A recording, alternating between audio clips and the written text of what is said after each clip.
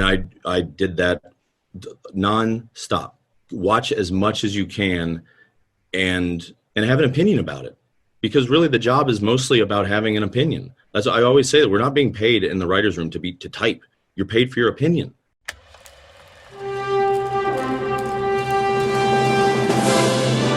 It's one small step for man. Liftoff. We have a liftoff. We choose to go to the moon, not because they are easy, but because they are I hard. have a dream. You can't handle the truth. 7, 6, 5, 4, 3, 2, 1. Super you. That is the voice of actor Jason Sudeikis, and most of you might know him like I do from Ted Lasso. Oh my gosh, he is so funny in that show. And so throughout this podcast, we're going to have Jake and also Maritza throw in some of the funnier clips from Ted Lasso. Do you believe in ghosts, Ted? I do. But more importantly, I think they need to believe in themselves. Without further ado, this is the Super You podcast. Thank you so much for tuning in. I am your host, Eric Quammen. Most of you know me as Equal Man. And we're going to get 7 insights from Jason Sudeikis. If that's a joke, I love it. If not, I cannot wait to unpack that with you. I want to give a big thanks to you, Jason, for giving us these insights today. The first and foremost is there's really no overnight success in Hollywood. What's your advice for sticking with it, both inside and outside of Hollywood? For most of our listeners, we're not actors, we're not actresses, but I think it applies. Like, how do you stick with it when times are tough? It reminds me of my high school girlfriend breaking up with me, and you hear the platitude of Jason, there's more fish, plenty of fish out there in the sea. That phrase is not specific to romantic relationships or high school. I think that in this day and age, that's across the board, whether it's a company or even a certain trade. Like, there's a lot of opportunities out there to self-start things, to pair up with someone like-minded. You got to lean into it a little bit and find it, and not wait for it to come to you. Friends, family, loved ones. It's hard. I mean, it's hard in life in general. Really about, for me, like allowing the sun to shine on your face. And that can literally mean getting out of bed, leaving the apartment. I mean, when I lived here in Las Vegas, the sun was always out. But there are moments where anxiety of the future or a depression of the present could really just take the wind out from you and your legs out from underneath you.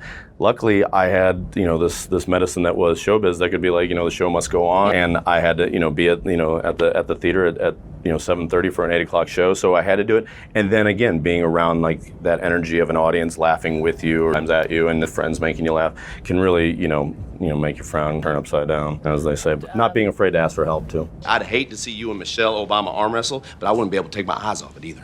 Now, a large part of your success is due to being very good with people. What's your advice on dealing with people, being a good people person, so to speak? There's 2 quotes that come to mind. One, I'm gonna get them both a little bit wrong. They were said by smarter people than I. Like Mark Twain quote of every man and woman's life is a tragedy, a comedy, and a drama. Like just the acceptance of that. And then a fellow that I worked with at 30 Rock, that was a director there, he used to always say, everybody's fighting their own battle. And so you don't really know if you're dealing with someone's true character or intuition, or maybe you're dealing with their baggage. And their baggage could be like they just got a rough text from a spouse or a kid or a parent or something. You never know what someone's dealing with. And so if you have the opportunity to get to know people, like to get to know them a little bit and their highs and lows and their ups and downs and left and rights, and see beyond just what they're presenting on social media or in real life, then you can usually end up empathizing with them in a way that makes them a little less frustrating, but then you can then have a breakthrough, hopefully together, if you try to get human with each other, try to get present. Come on, Sam was more open than the jar of peanut butter on my kitchen counter. Uh-oh, that's right. Y'all don't know I like to keep the peanut butter open. That way, whenever I walk by, I can just stick my finger in it. Now, you can't believe everything that's on the internet, but you say that 1 + 1 can equal 3. Can you explain that? There's value in people that say no, but, or it's nice to have one of those people in the room to be like, wait, The Simpsons did that, in the comedy rooms, or be like, isn't that too similar to this, or does it make sense, like sort of a logic cop. I have a tendency to wear that hat in things that I do on occasion, just trying to make sense of the choices that we're making dramatically or comedically. But then for the most part, you need people just to run this crazy idea, whatever it is, this crazy product, this crazy, product name, whatever it is, just run it up the flagpole and see what happens. And if everybody, yes ands it, you'd be amazed at how far up that thing can go. I've seen it happen many, many times. There is a true opportunity for some new math when you're working in that mind space that 1 + 1 can equal 3. And there's like a little bit of magic and a little bit of love that can come out of the group mind. Because there's timelines, there's deadlines, budgets, there's plenty of rules set in there to play within. Every sport has its set of rules and its boundaries, and you have to do that, and yet amazing things happen within those boundaries. So boundaries are good. I think the blank page is extremely daunting as much as it is liberating. Having these structures and this especially even a history of the way things are typically done or the way things are typically sold or spoken about, if you can just shift a paradigm a little bit within yourself and then within your own circle. You know who you remind me of right now? No, who? One of them robot vacuums. Just kind of wandering around looking for dirt. Roomba. That's the one. We are both big fans of basketball. As you might know, I played basketball at Michigan State in college, and I know that basketball has helped you from an improv perspective, but it's helped you in your career. And as a dad, I'm a big fan of organized team sports. And so my girls, I want them to do whatever they want to do, but they're going to have to do one team sport because I think it teaches you so much that you use throughout your lifetime. Most of us are not going to play beyond junior high school, beyond high school, but just the learning from the team aspect of playing that team sport, I think is critical for anything that we do in life. So if you don't mind, walk us through how basketball has helped you with improv. Yeah, I've only gravitated towards ensemble work, and I think it comes from playing sports growing up. I played basketball, was my big sport. I played it, growing up, high school, college for a little bit until I was like, what am I doing? I love something else. And that was, I bridged my world of sports to comedy through, as Brendan mentions, this thing called ComedySportz. And so, yeah, ensemble arts is where it's at for me. I love having a common goal, and, the collective mind is in the alchemy of such an ensemble. I know I never gravitated towards stand-up. I think it's an absolutely, wonderful, medium of comedy. I'm sure there's part of me that was scared shitless. I preferred to succeed and fail like side by side with someone. And because there's always like a level, like I love sketch comedy is probably my favorite because, when you do a live sketch show, and I don't mean SNL, I mean like in a theater or something like that, but something like Second City, or Groundlings. I just love the blackout as much as I love when the lights come up, because the blackout is absolute potential. Like you don't know what the light's going to come up on. It's going to move to a different thing. Now that happens in stand up, I'm talking about this, then I'm talking about that. Sure. But something about this is what they thought it's going to be. Now improv has that too, inherently, by the fact that they're making it up all the time. But, great improv is great. Good improv is improv, and bad improv is also kind of great. But but there's something about putting up and shutting up. Like this is what I think, this is what I feel, this is what I think is great. We bought this wig, we bought this hat, we bought this jacket, and we're going to play this guy, and we think this is funny. Do you? Or yes, great. Blackout. Next one. All right. And I think if you lead from that place, I got Brendan. Between Boom Chicago, that's a great place. Any repetitions of finding that group of people and finding, sometimes it's the building, like I got blessed by the group that I got to work with at SNL. Like, we showed up and there were already pros there behind the scenes. And then there were pros already in front of the camera, Polar and Tina, et cetera, et cetera. Then you have, the people that come in, and it's like, yeah, you can, that's the pro leagues of it. Cause every single person from the set designer to the wardrobes to the hair and makeup, guys and gals, they're all remarkable and they've all done it. And so they're just a fine oiled machine. Take it for granted as viewers, you're just, but then when you're in your small, collective of your group, then you do find those people that you ping pong with even more naturally. And I always say that it feels like, and you can meet anyone, they could be any age, any gender, any race, any orientation, does not matter. But you get that sense that we would have had fun as 8-year-olds on a playground. Passion's all about confidence. You know, if I didn't have any confidence, I never would have worn pajamas to my prom and ended up in jail the rest of that night. But you don't want to hear that story, so I ain't going to tell it. And then how do you bridge that gap? I mean, you're a big basketball guy. It's what you're into. How do you bridge that gap and leap into comedy? Because a lot of us out there, you'll talk to so many people and they go, yeah, I have a philosophy degree in ancient Japanese basket weaving. I'm like, what do you do today? Oh, I sell enterprise software. And so there's always these leaps that we make. Our journeys are so fast. And I love just talking to people just because that journey's never really a straight line. So if you don't mind, walk us through how you made that leap from basketball to comedy.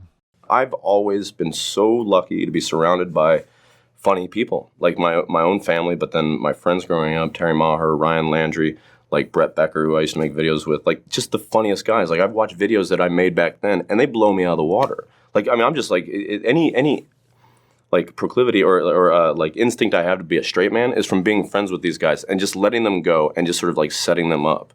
Like they're just so clever, such clever young men. Like their brains just were just rapid fire, and I just would just laugh a lot and trying to make them laugh, and you just sort of like iron sharpening iron. I truly believe that in the back of my head they exist and trying to make them laugh, or the version of them that they are in my head. I'm still friendly with all of them. I still see them whenever I go back to Kansas. Ryan and Terry specifically.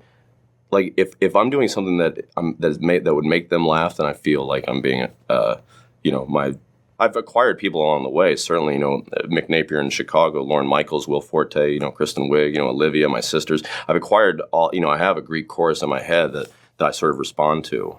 Myself being, a version of myself being in there as well. Sure. All these philosophies about following the follower in improvisation that matched up perfectly with basketball. For me, the metaphor, the mayhem, the madness that is an ethereal art form, an invisible art form where you're making things up on the spot.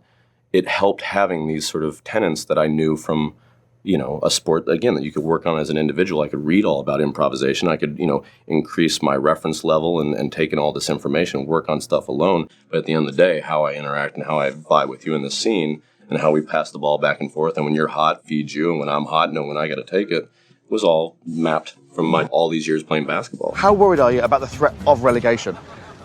Well, Lloyd, right now I'm mostly concerned with the definition of relegation. One of the biggest things we stress at the show here at Super U Podcast, which you may or may not know, is about controlling what you can control. And that's why all of us are such big fans, from Jake to Maritza to Kelsey, of the Ted Lasso and the character himself, because there's some bad things that happen to Ted, and it's just the way that he controls what he can control. He takes it in. He might not be happy about it, but then he inverts it and he does something about it. He takes a positive action. He takes that lemon and turns it into lemonade. So do you mind walking us through that part of Ted Lasso's character? Yeah. How do you handle rejection for something you really want without becoming...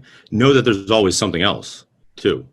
Just because you want that thing doesn't mean you deserve it, doesn't mean it belongs to you. I really, really want this. It's like, I really, really don't give a shit. Like, I've really, really wanted stuff too, and it doesn't work out. It's how you respond to that. That's another theme of the show. It's like there is evil in the world. There are losses in the world. How do you respond to that? The president does something silly. Are you going to spend your whole day like tweeting about it, or are you going to go make something? You're going to go help someone. Like, how are you going to respond to it? What's the proactive move? And so, yeah. You got to just build up that callus and just keep trucking. Go to a soup kitchen. You know what I mean? Feel like y'all are about to do some improv comedy, or tell me that you're dating each other. Either one's cool with me, because your suggestion is ally. Now, you've arguably been a part of some of the best art that's been produced these last 10 years, and art's taken a huge hit in terms of Broadway being closed during the pandemic. It's taken a big hit in recent years, but if you can walk me through, obviously you biased opinion, but just walk me through the importance of art in this modern world. Heck, we're obviously what I write about is digital, but I always say I'm more Flintstone than Jetson. So if you don't mind walking us through the importance of arts and entertainment. I mean, it's a weird advice to give at this time. It breaks my heart that like people aren't doing improv classes, Like, I really believe, I joke around, but I mean it. Fund the arts. Don't give it all to the Sacklers. Like, also go see shows. That's what I'll say. Go like I am a product of like my mom taking me to see shows. When I moved to Chicago, when you get to intern at IO or rest in peace or Second City, you get to go see shows for free. And I did that non-stop. Watch as much as you can and have an opinion about it. Because really the job is mostly about having an opinion. That's I always say that we're not being paid in the writer's room to type. You're paid for your opinion. Like, what do you think about the world? What do you think is funny? What do you think is sad? What do you think about good people? How should you respond to this situation? And if you don't offer your opinion, then you are not making a living. You are taking up space. So it's like so that's two things. Have an opinion. Now don't feel you got to pontificate, and you don't but have an opinion about it. I think is an important thing. And that's something. I don't know. I think my younger self did always have an opinion. Unfortunately, having an opinion looks better when you're 45 than when you're like 25. Gosh darn it, I love Ted Lasso so much. The last episode was pretty bad, but other than that, I've got to be honest. But I mean, that always put a smile on my face. It was a great break from some of the tough stuff that we deal with. And so my hope is, Jason, that they somehow figure out at some point season 3. Heck, Top Gun, they came back 36 years later, and that was epic. That movie's fantastic, and definitely check out our Super U podcast with Tom Cruise. Also, we've got some videos out there. I was fortunate to go up in an F-16. So when you see Cruise breathing like that, that is actually fact. That's what happens to you because of the G-forces. If you're at 5G, I weigh roughly, arguably, just to make the math easy, 200 pounds. So 5G is 5 times 200. So that means my head, it's about 1,000-pound weight. So for me to move my head off the back of that seat that I'm sitting on the airplane, that's 1,000 pounds to just be able to move your head. And so that's what I love a lot about the new Top Gun. It's actually everything's shot old school. There's not an overuse of special effects. They're actually filming these actors and actresses within the cockpit itself as that F-18 is flying. So anyways, go ahead and check out that Super U podcast episode. It's with Tom Cruise. Or check out some of the behind the scenes videos with the Thunderbirds, the fighting Thunderbirds. Wow. What a bucket list item for me. I know it's probably the only time I have the chance to go up in a fighter pilot. So I was glad that A, didn't get sick, and B, came close to blacking out, but didn't black out. But again, thank you for joining us for today's Super U podcast. Big shout out to Maritza, Jake, and Kelsey Gomez, who threw in all those funny clips from Ted Lasso. And until next time, remember, this podcast is all around making sure that we unlock and unleash the inner superpower that's within all of us. We're all superheroes. We just need that courage. We just need that courage to wear the cape. So until next time, this Eagle Man reminding all of us, not what we take from the world, it is what we leave behind. 7, 6, 5, 4, 3, 1. Super, super, super, super. Super you.